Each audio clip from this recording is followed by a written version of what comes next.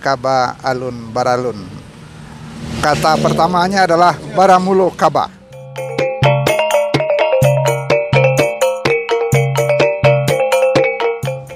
Saudara, ini perjalanan kami dari Padang menuju Bukit Tinggi. Mudah-mudahan dalam perjalanan ini kita bisa melanjutkan rencana kita membicarakan tentang Tambo Minangkabau. Dalam Tambo Minangkabau itu ada dua bagian. Bagian pertama Tambo Alam Minangkabau, yang di dalamnya nanti kita akan bicara tentang beberapa kisah dan kaba yang ada di dalam Tambo. Baik saudara, kita mulai dengan kaba alun baralun. Kata pertamanya adalah baramulo kaba. Bismillahirrahmanirrahim. Alhamdulillahirabbil alamin ala nuris samawati wal ard. Bi barakatin nabiyillahi Adam alaihi salam. Ja'ilil malaikati uli ajnihatin masna wa sulasa wa ruba' wa ista'malal alam fil arabi wal ajam. واستعمل المشرق والمغرب واستعمل المالك والملك وسيدنا العرب والعجم في زمان نبي الله آدم عليه السلام وحكم سرق والمدى إلى الآخر الأنبياء والختام النبي وهو محمد رسول الله صلى الله عليه وسلم واجتهاد المآمل أربعة وأهل مجتهدين عارفين العاقلين أما بعد. Adapun kemudian daripada itu segala puji-pujian bagi Allah Tuhan saru sekalian alam dan menerangkan 7 pitalo langit dan 7 pitalo bumi. Barakat Nabi Allah Adam alaihi salam. Pada mula Nabi Allah Adam alaihi salam dan hukum dan sabananya. Dan lalu kepada kesudahan Nabi yaitu Nabi Muhammad sallallahu alaihi wasallam dan pada imam dan barampe dan segala orang nan baraka. Mereka itu pada negeri Arab dan negeri Ajam sadonya. Amma ba'du. Adapun kemudian daripada itu maka ikulah kebanyakan dan kenyataan undang-undang dan limbago alam dan cupak gantang dan dipakai pada alam dan segala pakaro dan hukum dan sabananya dan adat nan kawi syarak nan dilazimkan. Amma ba'du. Adapun kemudian daripada itu maka ikolah undang-undang nan 9 pucuk nan 10 pucuk 500 anaknya. Pertama undang-undang ta'aluk kepada segala raja-raja. Kedua undang-undang ta'aluk kepada segala penghulu. Saudara, itulah bunyi tuturan awal dari naskah-naskah Tambo tua yang saya temukan. Ada yang bertahun 1612, ada yang 1800-an. Dan kemudian beberapa penelitian tentang naskah Tambo yang ada di perpustakaan Leiden, 92 naskah itu lebih 20 memuat tuturan awal itu. Artinya apa? Tuturan ini tidak untuk diartikan harfiah. Ini hanya untuk menjelaskan bahwa naskah-naskah itu ditulis oleh orang yang sudah beragama Islam. Kenapa? Seluruh tuturan itu menggunakan bahasa Arab. Mungkin banyak yang tidak fasih, tidak rapih tuturannya. Tapi jelas itu dari bahasa Arab dan orang yang sudah belajar Islam. Jadi sejak tahun 1600 yang dituliskan ini umumnya bertulisan Arab Melayu atau tulisan Jawi, menjelaskan bahwa semua naskah transkripsi Tambo ini ditulis oleh orang Islam. Kita tidak bicara tentang substansinya karena banyak sekali dalam substansi tuturan itu berisi kiasan, majas. Majas dan kiasan itu akan lebih sulit lagi dipahami kalau kita mengikuti tuturan berikutnya yang dikatakan sebagai kaba alun baralun tentang silsilah keturunan Raja Minangkabau. Mari kita dengarkan tuturannya. Adapun takalo langit kata kambang, bumi kata hampa, Adam kaditampo, kamanunggui isi dunia, ialah anak cucu Adam alaihissalam. Adapun anak Adam alaihi salam kurang aso sampai 39 orang. Maka menikah antara satu perhentian. Artinya satu anak daripada satu anak. Maka indah ada nang kajodoh anak nan bunsu. Maka dilarikanlah dek malaikat inyo ke awanggu mawang. Maka malaikat itu pun menurunkan anak Adam itu kepada bumi nan suci antara pasirik je pasirong antara masyrik je maghrib antara timu aja selatan antara bukit siguntang Mahameru. Iyolah nan banamo tanah rum nangko. Maka dikeluarkan Allah anak Indo jati salapan orang nan banamo cati reno sudah lai bayak rupanya lai mani muluinyo itulah nan kajadi angkatan sambah kapando anda Adam kasadonyo. Saudara, itu tuturan tentang Nabi Sis putra ke-39 dari Nabi Adam. Tapi jangan diartikan harfiah. Ini tentang seorang tokoh yang perdana di Minangkabau, bukan tentang Nabi Sis secara harfiah. Kenapa? Karena di sana juga dalam tuturan itu dibunyikan tentang Indojati sebagai bundo kandung pertama. Nama Indojati itu adalah nama dari ibu dari dua datuk. Ibu dari Datuk Ketemanggungan dan Datuk Perpatihanan Sabatang. Artinya, tuturan ini tidak bisa diartikan secara harfiah ini tentang Nabi Sis. Ini majasnya, majas yang luar biasa, seolah-olah yang diceritakan itu Nabi Sis, tapi yang diceritakan adalah tentang kelompok pertama yang ada di Nagari Pasumayan Kota Batu di Pariangan Padang Panjang. Mari kita ikuti tuturan selanjutnya. Maka bakumpulah segala anak Adam kasadonyo, maka bakato kepada saudaronyo, apalah nang kebunyi katonyo, takui kami hai saudara kami katanduakmu. Maka dikareknya tanduaknya sakarek jadi mangkuto sanggohani sakarek jadi lambiang lambuaro sakarek jadi kamalo sati sakarek jadi tudung saji sakarek jadi pinang pasia sakarek jadi siriah udang tampawari tampuaknya kuning gagangnya merah daunnya digalau be jadi timbango siramin kota.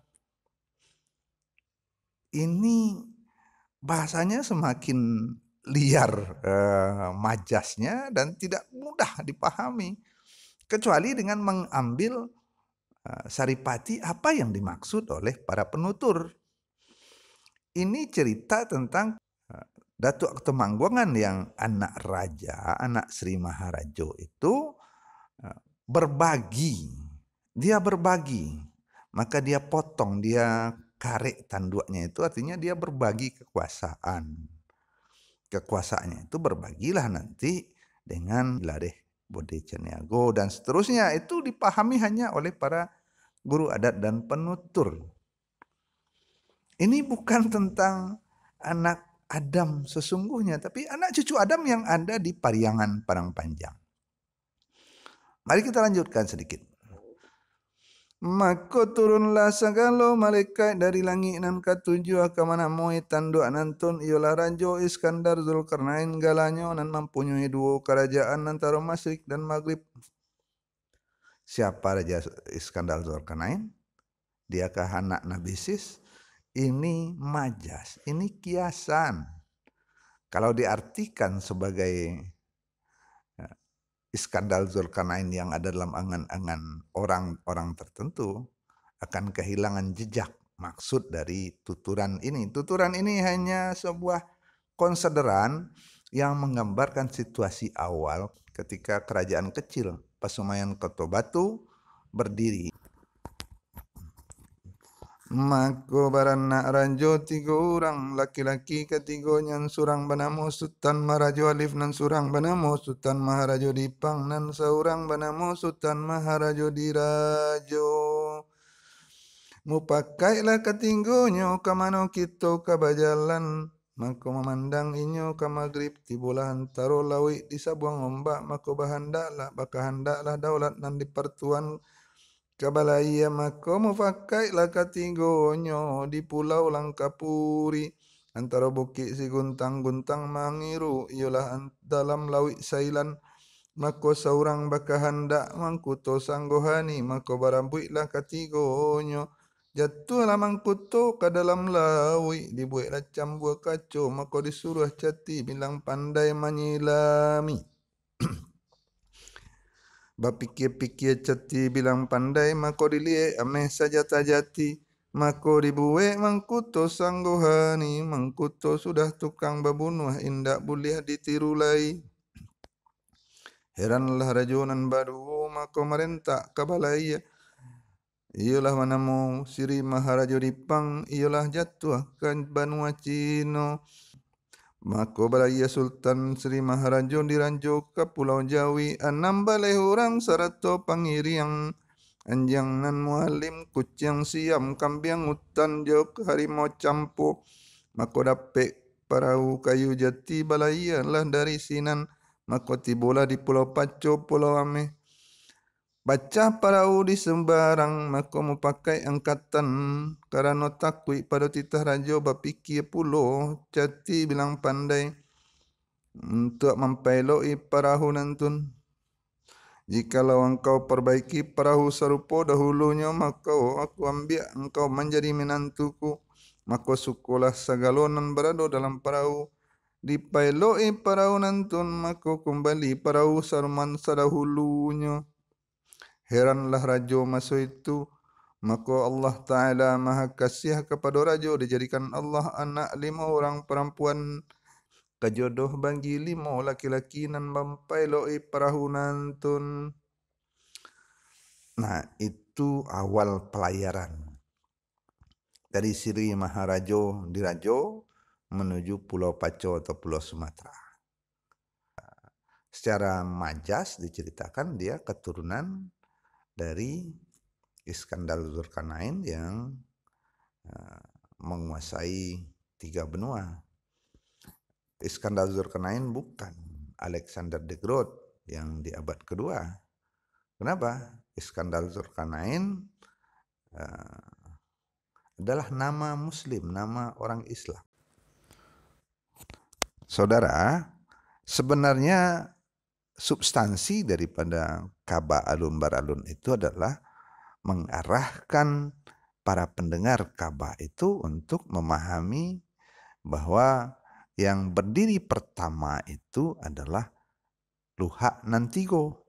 Nah, dengan dasar cerita itu lahirlah Luhak Nantigo. Mari kita dengarkan bagaimana tuturan Tambo yang didendangkan tentang kelahiran Luhak Nantigo.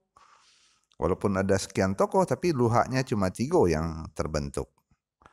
Oke, saudara, begini bunyinya.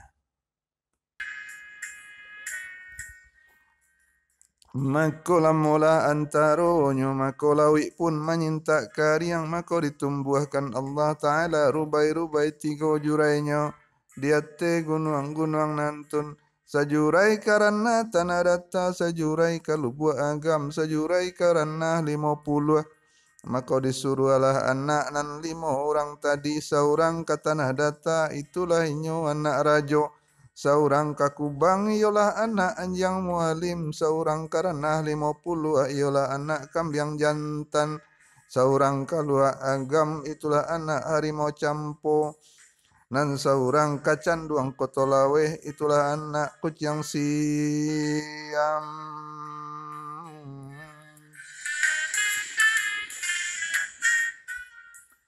Saudara, untuk kali ini kita tidak lanjutkan dulu membahas atau menuturkan Ka'bah Alun Baralun karena kita ingin mencari inti atau substansinya. Dalam episode lain nanti kita akan tuturkan secara lebih lengkap dengan nyanyian yang lebih sempurna lah.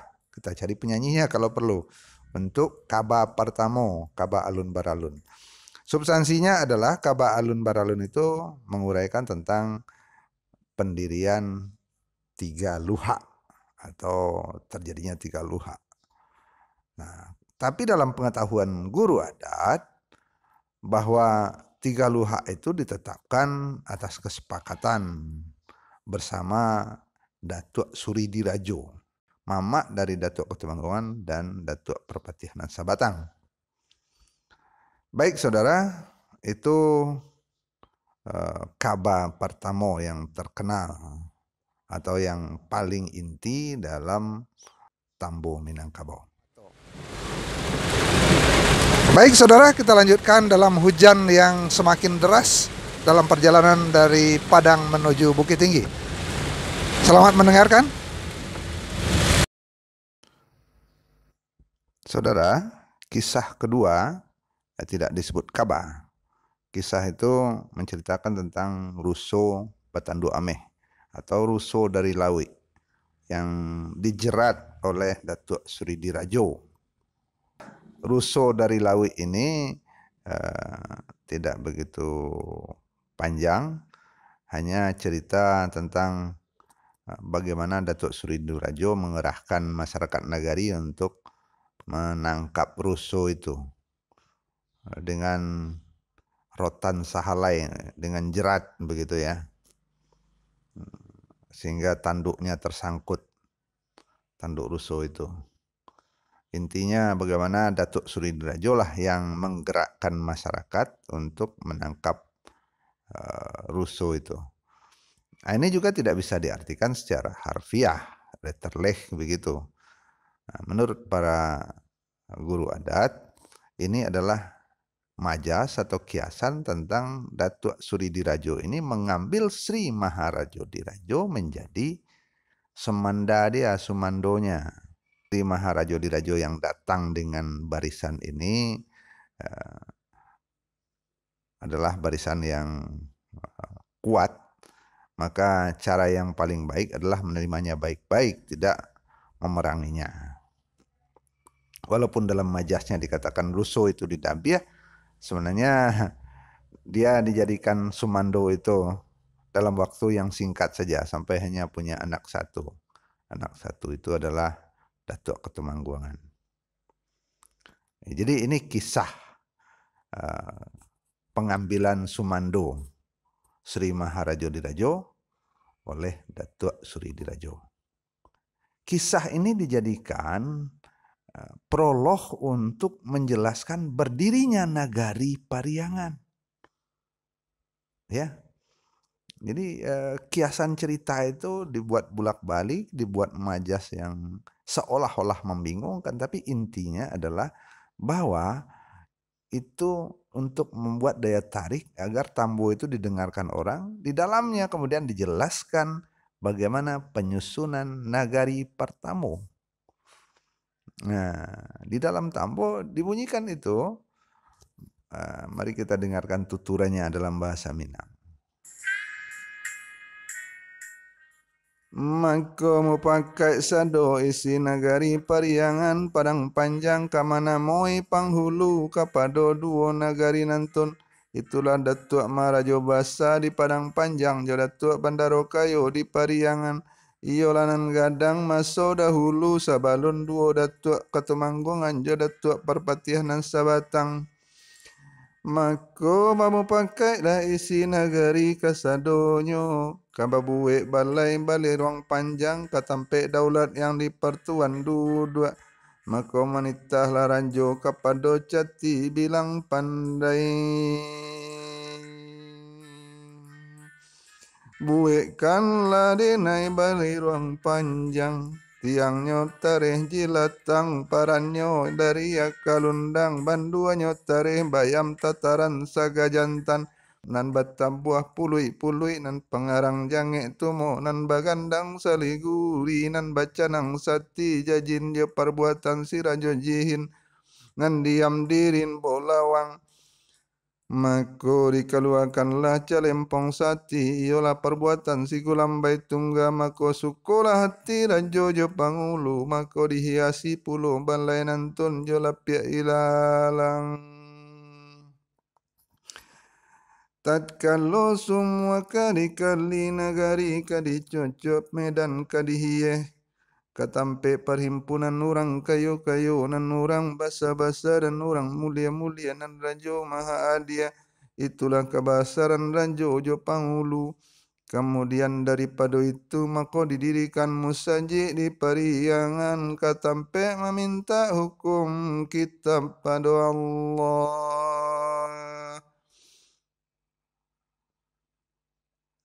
Saudara, ini ceritanya sudah mulai real, sudah mulai konkret. Inilah pendirian negeri Pariangan Parangpanjang setelah Sri Maharajo Dirajo diambil jadi Sumando atau Minantu di sana. Tapi tetap penghulu utamanya adalah dua datuk, Datuk Maharajo Basa dan Datuk Bandaro Kayo. Yang harus diingat benar dalam tuturan ini adalah sebuah undang telah dilahirkan bahwa Rajo memerintahkan pendirian balerung dan masjid. Jelas ini adalah masa ketika Islam sudah ada di Minangkabau. Saudara, itu kisah kedua. Kisah Russo dari Lawi.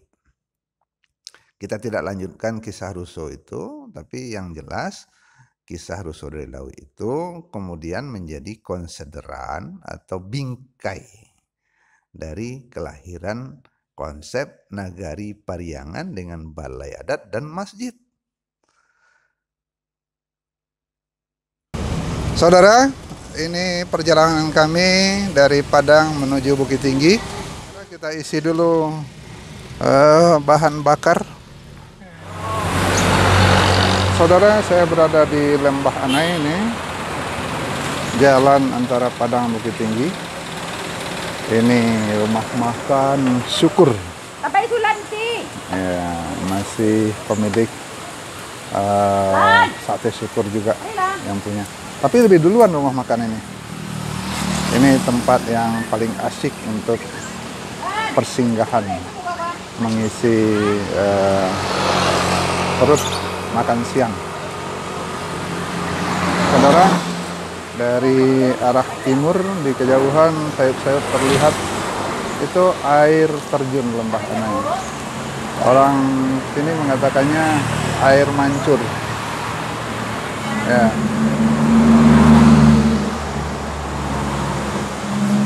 Air terjun sebenarnya, tapi orang Minang lebih akrab dengan sebutan air mancur.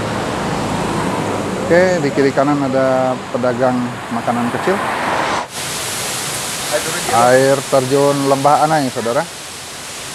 Sekitar 30 meter tingginya.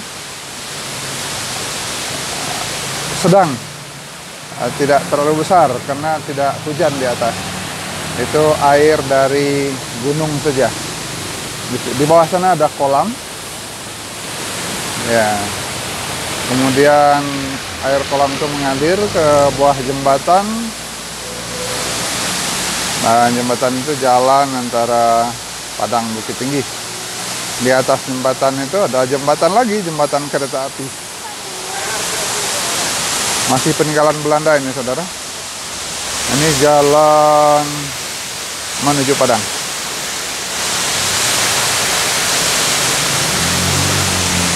Oke, itu air terjun Lembah Anai.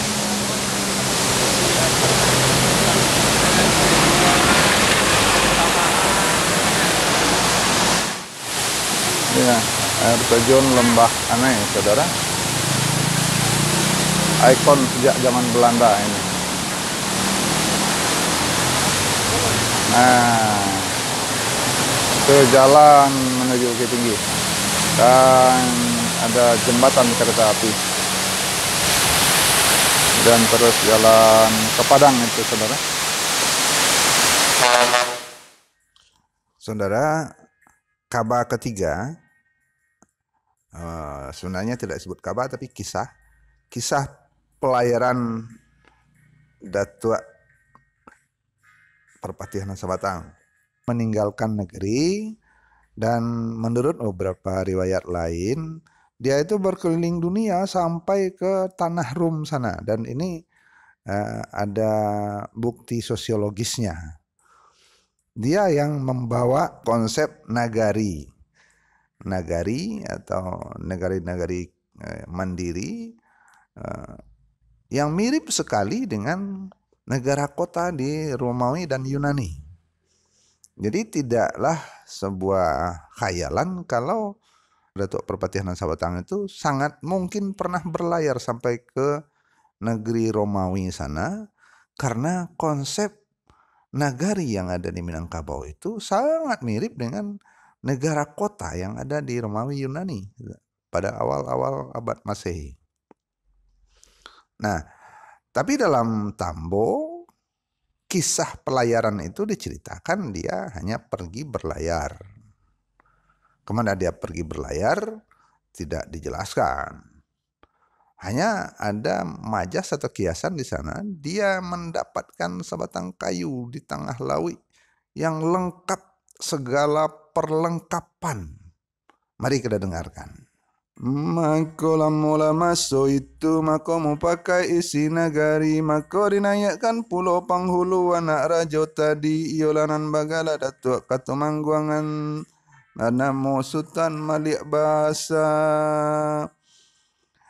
tibo di datuk Perpatihan Sabatang maso itu do maso itu balayalah kepada hulu moro sungai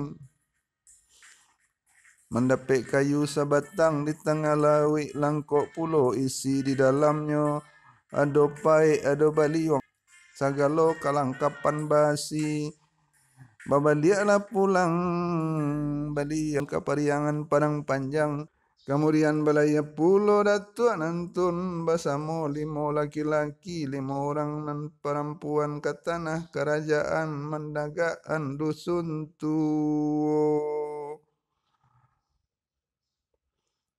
Tampeknya di bawah kayu nagotarun, tampek datuk ketemanggongan di bawah kayu sati mako dibuatlah koto di sinan datuk Perpatihan Sabatang membuat rumah di bawah kayu nagotarun.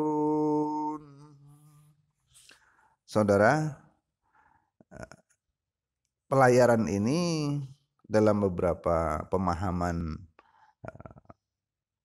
akademisi sebenarnya Datuk Perpatihan Sabatang keluar dari nagari karena abangnya yang menjadi raja. Lalu dia pergi merantau. Pelayarnya itu cukup lama. Ada yang menceritakan sampai 13 tahun, ada yang mengatakan 30 tahun. Ya, dan dia kembali membawa konsep tentang negara kota. Nagari-nagari. Konsep lareh Bodi Caniago. Sementara kakaknya yang telah jadi raja, Datuk Ketemanggongan, telah mendirikan lareh Koto Piliang. Itu pemerintahan adat yang otokratik yang bajanjang naik batanggo turun. Raja itu punya perangkat sampai ke bawahnya. Nanti kita akan bahas bagaimana kelarehan atau kelarasan Koto Piliang itu yang bajanjang naik batanggo turun. Dan bagaimana pula konsep yang dibawa Datuk Perpatihan Sabatang yang pulang dari berlayar ini tentang kelarasan Bodi Caniago yang egaliter. Jadi kisah pelayaran itu, sekali lagi kisah itu hanya bingkai atau landasan untuk menceritakan lahirnya dua kelarasan. Kelarasan yang dibentuk oleh raja pertama Datuk Ketemangguangan dengan adiknya Datuk Perpatihan Sabatang yang mendirikan Dusun Tuo dan Limo Kaum. Saudara, ini sudah mulai agak rumit, tapi intinya begini. 3 kaba dan kisah pertama itu, kaba alun beralun, kisah Ruso dari Lawi, dan Datuk Perpatihan Sabatang ini sebenarnya adalah bingkai kisah untuk menuturkan kelahiran konstitusi Minangkabau dari 2 tokoh awal yang kemudian Yang jelas nagari itu berdiri berdasarkan adanya sebuah balairung dan masjid. Itu Datuk Sri Dirajo yang menetapkannya. Kemudian alam Minangkabau itu 3 luhak. Luhak Tanah Datar, luhak Agam, dan luhak 50. Itu juga berdasarkan kesepakatan Datuk Sri Dirajo dan perangkat penghulu yang perdana. Kemudian kelarasan yang dilahirkan oleh Datuk Ketemanggungan Datuk Perpatian Nasabatang itu setelah pelayaran yang dilakukan oleh Datuk Perpatian Nasabatang. Saudara, itu 3 kisah pertama yang kita bahas. Mudah-mudahan kita punya waktu untuk membahas kisah-kisah yang lain dalam Tambo, bingkai apa dan apa isi substansi dari kisah tersebut, apa yang disampaikan. Supaya diketahui 3 kaba dan 2 kisah yang telah saya bacakan itu ada dalam tuturan seluruh Tambo alam Minangkabau yang dibacakan oleh para penghulu dalam setiap upacara pengangkatan penghulu. Dan biasanya juga kalau upacara pernikahan yang menghadirkan para penghulu itu dibaca dan dinyanyikan dengan irama tadi. Tentu ada yang lebih bagus iramanya daripada yang saya dendangkan. Tapi itulah 3 kisah itu adalah bingkai untuk menyampaikan konstitusi Minangkabau. Yang pertama tentang 3 luhak, yang kedua tentang syarat nagari, yang ketiga tentang 2 kelarasan Koto Piliang dan Bodi Cinego. Saudara, kami sedang di rumah makan syukur di Lembah Anai. Tadi sudah kita bahas 1 kaba dan 2 kisah awal di Tambo Minangkabau. Bagian awal sebagai konsideran, sebagai landasan untuk mendudukkan sebuah nagari menurut Minangkabau. Kemudian untuk menjelaskan bahwa Tambo ini produk masyarakat Minangkabau Islam. Karena dimulai dengan doa berbahasa Arab, kemudian kisah Nabi Adam dan Nabi Sis, tidak ada maksud lain kecuali memang menjelaskan ini konsideran kisah masyarakat Islam mendirikan nagari. Baik saudara, dari Lembah Anai kita tutup sementara kisah dan kaba yang ada dalam Tambo. Kita lanjutkan dalam episode yang berbeda nanti. Jangan lupa like, comment, subscribe, dan share agar channel kita ini masih berlanjut dengan kisah dan kabar selanjutnya. Sampai jumpa.